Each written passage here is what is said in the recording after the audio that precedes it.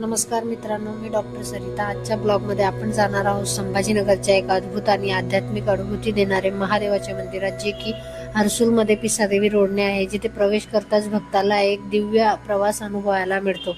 हर हर महादेव. सर्वात प्रथम पूजनीय देवता म्हणजे श्री गणपती बाप्पा. कोणतेही शुभ कार्य श्री गणपतीच्या पूजनाशिवाय पूर्ण होत नाही, म्हणूनच सुरुवातीला गणपती बाप्पाचे दर्शन घेतले. गणपती बाप्पा मोरया.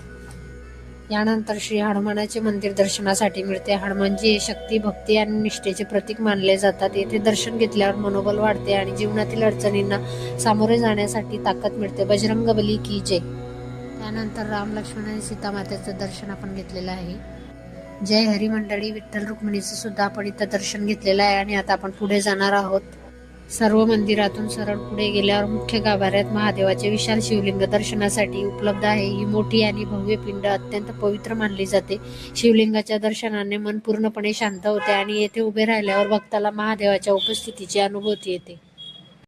या मंदिराचे सर्वात वैशिष्ट्यपूर्ण आकर्षण म्हणजे येथे भारतातील संपूर्ण 12 ज्योतिर्लिंगाचे दर्शन एकाच ठिकाणी घडते.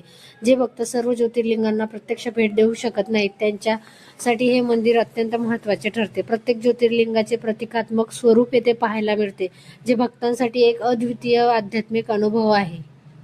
हे महादेवाचे मंदिर केवळ पूजास्थान नसून एक पूर्ण आध्यात्मिक प्रवास आहे. गणपतीपासून सुरुवात होऊन विठ्ठल, रुक्मिणी, श्रीराम, हनुमान आणि शेवटी महादेवाच्या दर्शनापर्यंत भक्ताला भक्ती, श्रद्धा आणि शांतीचा अनुभव मिळतो. अशा मंदिराला भेट देणे म्हणजे मन, शरीर आणि आत्मा यांना पवित्र करण्यासारखं आहे. कैलाशपती महादेव हे केवळ देव नाहीत, तर श्रद्धा, संयम आणि वैराग्याचं प्रतीक आहेत. प्रत्येक भक्तांच्या मनात शांतता निर्माण करणारा हा महादेवाचा पवित्र धाम आजही आम्हा हर्सुलकरांना आकर्षित करतो.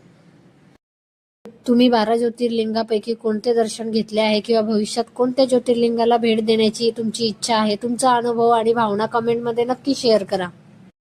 चला तर मग, हर हर महादेव. स्वस्त रहा, मस्त रहा आणि ब्लॉग आवडल्यास नक्की फॉलो करा.